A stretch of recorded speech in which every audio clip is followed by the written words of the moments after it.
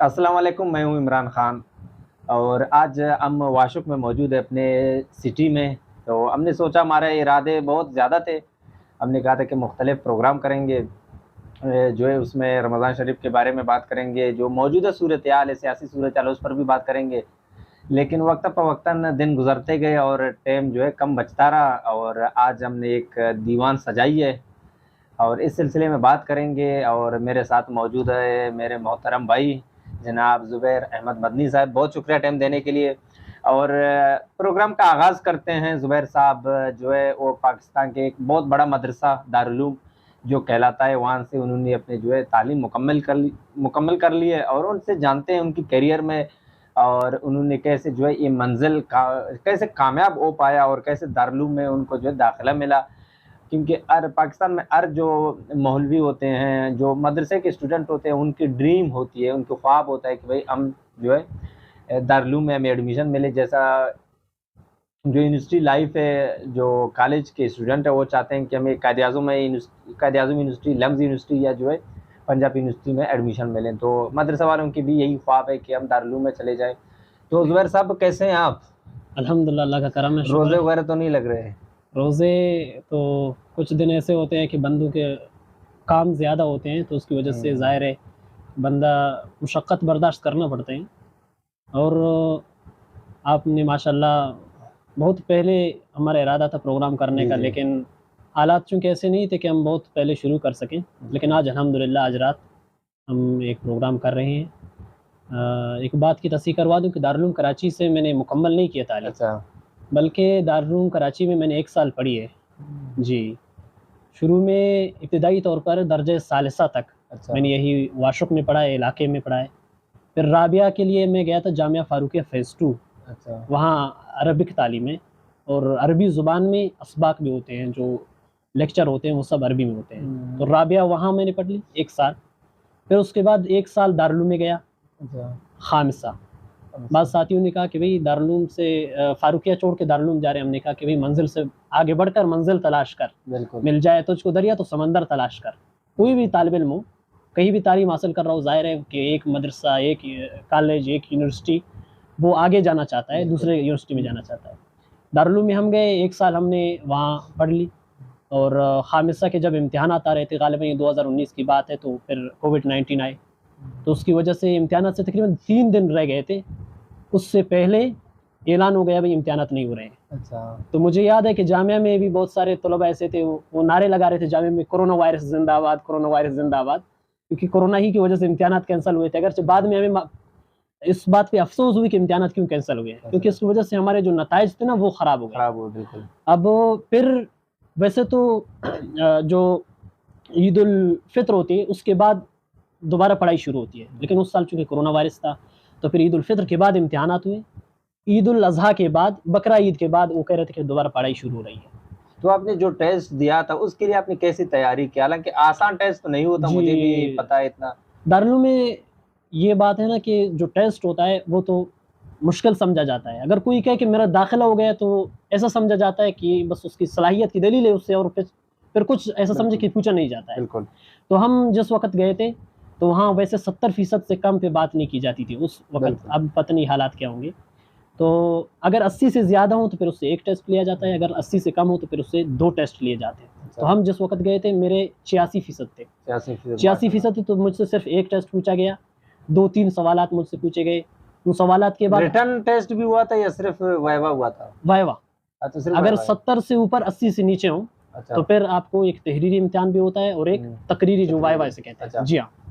तो मुझसे फ़कत 2-3 सवालात हो गए और जब मुझे ये फ़ॉर्म मिला कि भई आपको तिब्बी चेक करवाना है। हुँ, हाँ, तो वहाँ पे ये सिस्टम है कि तलबा का तिब्बी टेस्ट करवाया जाता है। बिल्कुल, तो उस वक़्त फिर खुशी का कोई हद ना था। बिल्कुल। फिर ज़ाहिर है असातिज़ा को फ़ोन करके इत्तला दी, वालिदैन को इत्तला दी। लेकिन अब कोरोना वाले जो मैंने आपको जो किस्सा बयान ज़िक्र कर क रहा जी, था, जी। उसमें ये हुआ कि जब हम वापस आए फिर हमने इम्तिहान जो वफ़ाक़ का दिया, उन्होंने कहा कि भई चूँकि कोरोना है, कोरोना की वजह से हर बंदा अपने ज़िले में ही अपना इम्तिहान दे। अच्छा, ऑनलाइन सिस्टम। जी, ऑनलाइन नहीं, मतलब हर एक के अपने ज़िले के करीब जो मरकज़ है वफ़ाक़ का, वैसे तो अच्छा, हमें वफ़ा हमारे का। इम्तिहानात दारुल उलूम में होने थे। बिल्कुल। लेकिन उन्होंने कहा जिसका जहाँ पे मरकज़ है वहीं पे इम्तिहान देने, तो हम गए थे पंजगुर, पंजगुर में हमने अपने इम्तिहानात दे दिए। फिर ईद के बाद वैसे जाना था कराची, अच्छा लेकिन मेरे कुछ ऐसे मुश्किलात थे, जो तंगदस्तियाँ थी, उसकी वजह से मैं जा ना सका। तो मैंने ये इरादा किया कि अगले साल नहीं जाऊँगा और साल भर की रुख़्सत लूँगा, साल भर की छुट्टी। तो उसके लिए मैं यहाँ बकरा ईद से पहले गया दारुल, वहाँ से छुट्टी ले ली और फिर वापस मैं आ रहा था, वहाँ पे मेरे साथ एक हादसा हुआ। तो फिर मैं जब घर वापस आ गया, वो पूरा साल मैं घर ही में रहा और फिर यहाँ से इम्तिहानात की तैयारी की साजिशा मैंने यही वाशुक से ही दे दी। अच्छा, तो दारुल में आपका पहले से इरादा था, आपका एक ड्रीम था कि मैं वहाँ एडमिशन लूँ, ये अचानक आप सडनली ये बात है, यही से ख्वाब यही थी कि मैं दारुल जाऊँ। अच्छा, शुरू से लेकिन जी हाँ, लेकिन रिजल्ट ऐसे नहीं थे कि मैं दारुल पहुँच जाऊँ। जैसे मैंने आपको पहले कहा कि 70% ज़रूरी है और वहाँ जाएँगे, ज़ाहिर है टेस्ट के लिए भी आपको कुछ लेके जाना होगा। ऐसा नहीं कि आप वहाँ पे पहुँच गए, बस आपको डायरेक्ट दारुल में दाखिला दे दिया। तो यहाँ से जब मैं गया, पहले साल मैंने उस जगह को अपने टारगेट बना लिया जहाँ तक मैं जा सकता हूँ। अच्छा, बिल्कुल। जो मेरे नंबरात थे ना, उसके मुताबिक जामिया फारूकिया फेज़ 2 में चूँकि दाखिला मिल सकता था, तो पहले मैं वहाँ गया। वहाँ पे अल्हम्दुलिल्लाह ऐसा रिज़ल्ट लिया कि 1 नंबर से बस पोज़ीशन से रह गया मैं, जो वफ़ाक़ के इम्तिहानात थे। तो वाइवा में उन्होंने पूछा क्या था आपसे, जो आप कह रहे कि सिर्फ़ 2 सवाल के बुनियाद पर आपको जो दाखिला दिया गया, वो सवाल क्या थे? सवाल ये थे कि एक अरबी किताब अच्छा, आपके सामने रखता है, आप उसको फ़कत पढ़ सकें। अच्छा, फ़कत पढ़ सकें, उस पे हिज्जे लगाना वो नहीं हुआ है, ज़बर ज़ेर नहीं लगा हुआ है, इबारत नहीं लगी हुई है। अच्छा, आप उसको इबारत को सही पढ़ सकें, ये आपकी काबिलियत है।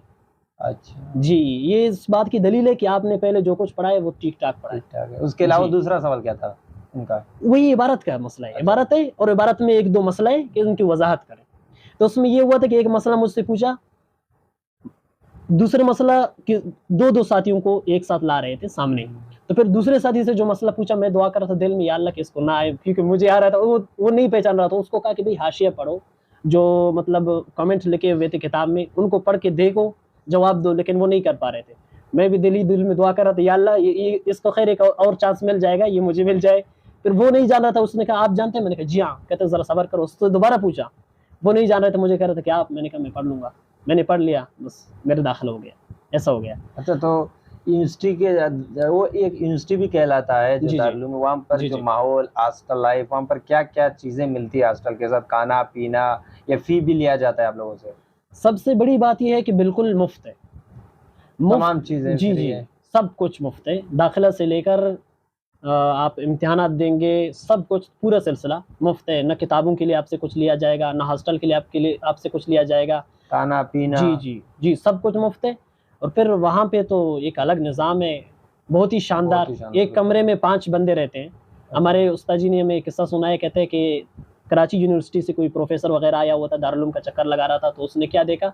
उसने देखा कि भई कमरे में 5 पंखे हैं, 5 बंदे हम होते थे, 5 पंखे हैं। अच्छा। जी हाँ, उन्होंने गर्मी भी बहुत है ना। गर्मी भी, मतलब फिर तलबा की सहूलत के लिए ना, फिर पंखे की हवा भी वहाँ तक जाती है जहाँ तक आपका बिस्तर है। उससे आगे अगले तालिब इल्म की अपनी हुकूमत है, ऐसे समझे। तो फिर उन्होंने कहा कि कराची यूनिवर्सिटी से जो बंदा आया था प्रोफ़ेसर, उन्होंने हमारे पंखे देख के हँसने लगा। हमने कहा क्यों हँस रहे हैं? उन्होंने कहा कि हम जब कराची यूनिवर्सिटी में पढ़ रहे थे, तो वहाँ पे हम 3 बंदे और 1 पंखे था। इसी तरह हमारे अपने पंजाब यूनिवर्सिटी में भी इसी तरह। जी, उन्होंने कहा कि जब ये जो सर्दी गर्मी का जो मौसम आता है ना, उसमें कुछ बंदे कहते हैं पंखे चलाओ, बाज़ कहते नहीं चलाओ। तो वो कह रहे थे कि हम 2 साथी थे, हम कहते भाई पंखे नहीं चलाओ। तीसरा साथी कह रहा था कि पंखे चलाएँगे। हम कहते नहीं चलाओ, वो कहते चलाएँगे। तो फिर कहते एक दिन मेरा दूसरा जो साथी था, वो एक पेचकश लाया। अच्छा। उसने पंखे के 2 पर उड़ा दिए। अच्छा। दूर कर दिए। नट खोल के दूर कर दिए। हाँ, दूर कर दिए। फिर कहते तीसरा साथी आया, वो पंखा चलाना चाहता था, बटन लगाना चाहता था, पंखे के पर गायब है। उन्होंने कहा ये पर कहाँ गए? उन्होंने कहा हम 3 बंदे हैं। उन्होंने कहा 3 पर है? कहते 3 पर है। कहते 2 हमारे थे, हमने अपने उड़ा लिए, आप अपना चलाते रहो। ठीक है, तो वहाँ पे मतलब सहूलत इतनी है ना कि फिर खाने का, मैं 1 साल मुकम्मल वहाँ रहा, लेकिन एक दिन भी ऐसा नहीं हुआ कि मैं कहूँ भाई कि मुझे खाना नहीं मिला या खाना खत्म हो गया। ताज़ा फ्रेश। हॉस्टल में आपने तकरीबन 1 साल गुजारा, तो सबसे ज़्यादा जो मुश्किल आपको दरपेश था वो क्या थे? किस सिलसिले में आपको जो है मसाइल दरपेश थे वहाँ पर? मुश्किल सिलसिला वो तो कपड़ों की धुलाई है। अच्छा। ये मेरे ख़्याल में अक्सर तलबा की यही मुश्किल होता है। तमाम जगहों में। जी हाँ, फिर साल के शुरू में ये तरतीब थी कि वहाँ पे हम वॉशिंग मशीन इस्तेमाल किया करते थे। लेकिन फिर जामिया का बिल बहुत ज़्यादा है बिजली का, करोड़ों के हिसाब से। तो फिर जामिया ने चूँकि महंगाई की वजह से और फिर हुकूमत की तरफ से भी कुछ पाबंदियाँ थी, तो फिर उन्होंने ये किया कि इस्त्री पे, वॉशिंग मशीन पे, सब पे पाबंदियाँ लगवा दी। अच्छा। फिर अपने खर्चे से कुछ निकाल के धोबी को कपड़े देने पड़ते थे, तो उसमें मुश्किलात आते थे हमारे लिए। ये मसला है। और फिर उसके बाद जो सादिसा वाला साल था वहाँ खामिसा मैंने पढ़ा। सादिसा में चूँकि मैंने साल भर की छुट्टी ले ली थी, फिर पंजगुर से ये मैंने पास किया। फिर साबिया की जब बात आई तो साबिया चूँकि साल भर की मैंने 1 साल की छुट्टी ले ली थी, दोबारा कराची गया। अक्सर साथी ये कह रहे थे कि दारुल उलूम दोबारा वापस चले जाएँ, लेकिन फिर कुछ और ख़यालों में आ रहा था, ख्वाब कुछ और बन रहे थे, तो इसलिए मैं जामिया अबू बकर अल इस्लामिया गुलशन इकबाल में वहाँ पे मैं गया। 4वीं इम्तिहान तक पढ़ा और वहाँ पे खिताबत, अरबी खिताबत वहाँ करता रहा। अल्हम्दुलिल्लाह पोजीशन भी लेता रहा और फिर 4वीं इम्तिहान में भी मैंने पोजीशन ली। दारुल उलूम कराची में अरबी जो तकल्लुम है इसकी निगहबानी और उसकी तसलसल, पाबंदी, इस पे भी मुझे अल्हम्दुलिल्लाह इनाम मिला। और 6वीं इम्तिहानात में दारुल उलूम में उसमें भी बस मेरी ये बदकिस्मती रही कि पोजीशन नहीं ले सका, चौथे पोजीशन पे आ गया। फारूकिया में भी इसी तरह था, चौथी पोजीशन पे आ गया, 1 नंबर से रह गया फारूकिया में। और फिर जामिया अबू बकर में उस साल में 4वीं इम्तिहानात जो पहले सेमेस्टर के इम्तिहानात थे उसमें मैंने दूसरी पोजीशन ली। और उसके बाद 4वीं इम्तिहानात के बाद मेरी तबीयत बिगड़ गई, तबीयत नासाज हो गई, तो फिर उसकी वजह से मैं दोबारा घर वापस आ गया। अगर वाशुक में बहुत सारे इस वक्त मदरसों में तालिब इल्म पढ़ रहे हैं जी, बहुत सारे जो है लड़कों का यही ड्रीम है कि हम चला जाएं दारुल उलूम, जी। तो उनको क्या करना चाहिए, उनको क्या पैगाम देंगे ताकि उनके लिए आसानी हो वहाँ पर दाखिला लेना? देखिए, यही मशवरा मुझसे तकरीबन 1 महीना कबल कुछ हमारे साथी पंजगुर में थे, उन्होंने मुझसे पूछा। अच्छा। मैंने कहा पहली बात ये है कि आप अगर कराची जाना चाहते हैं तो एक ये है कि आपको कहीं जगह मिल जाएगा, मुफ्त भी मिल जाएगा, जगह मिल जाएगा, लेकिन वो जगह जो आपकी ख्वाब है वो आपको नहीं मिलेगा, क्योंकि यहाँ से आपके वो नतीजा नहीं है, रिजल्ट वो नहीं है, आपकी सलाहियतें इस काबिल नहीं है कि आप एक बड़े जामे में बैठ के पढ़ें। आपको पहले अपनी सलाहियतें बनानी पड़ेंगी। हाँ, एक तालिब इल्म मेहनती है, यही से बन सकता है। मतलब मैं यहाँ से जब गया था जामिया फारूकिया गया था, मेरे साथ भी 1-2 साथी थे, लेकिन उनका दाखिला नहीं हो सका। फिर जब मैं दारुल उलूम गया तो उस साल भी मेरे साथ 2-3 साथी आए थे, उनका दाखिला नहीं हो सका। बाद साथियों के तो कागजात भी जमा नहीं हुए, क्योंकि असल चीज़ आप अगर कोई ख्वाब अपने ख्यालों में बना रहे हैं तो उसके लिए आपको जो चीज़ें ज़रूरी है वो वो हासिल करनी होंगी। सबसे पहले वो चीज़ें हासिल कर लें, फिर वो चीज़ मिल जाएगा। और फिर अगले साल मैं जब जामिया बकर गया था, पिछले साल मैं जामिया बकर गया था, तो वहाँ पे 4वीं इम्तिहान तो मैं पढ़ता रहा, फिर वहाँ से मैं दोबारा घर आ गया। फिर मैंने साबिया की तैयारी कर ली, इन सेकंड लास्ट ईयर आप कह सकते हैं, तो उसकी मैंने तैयारी कर ली। फिर मैंने पंजगुर जाके इसके इम्तिहानात दी और अल्हम्दुलिल्लाह उसमें भी ज़बरदस्त नंबर आए।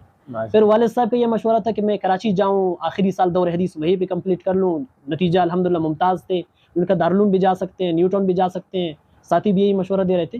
लेकिन फिर मेरी नज़र जो पड़ी मुफ्ती मौलवी बख्श साहब पंजगुर में, वो थे अज़ीम शान आलिम है, परहेज़गार है, इल्म वाले। मैंने कहा कि उसके सामने बैठना मेरे ख़्याल में बेहतर होगा, क्योंकि वहाँ पे तलबा कम है तो बंदा ज़्यादा इस्तिफ़ादा कर सकता है, उससे डायरेक्टली बात कर सकता है, बराह रास्त मिल सकता है, उससे पूछ सकता है। तो इसलिए मैं वहाँ गया। अल्हम्दुलिल्लाह इस साल मैंने दौर हदीस वहीं पे कंप्लीट कर ली, उनकी सोहबत में रहा, उन्हीं के साथ कंप्लीट कर लिया। तो आपने